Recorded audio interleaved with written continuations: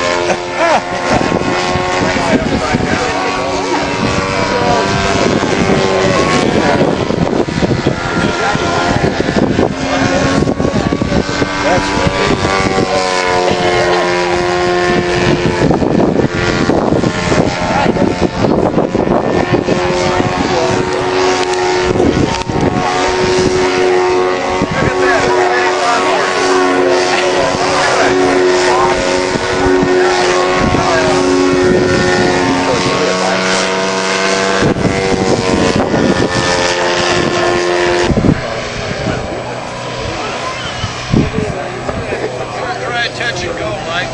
Okay, I was just told that we're going to try a touch and go.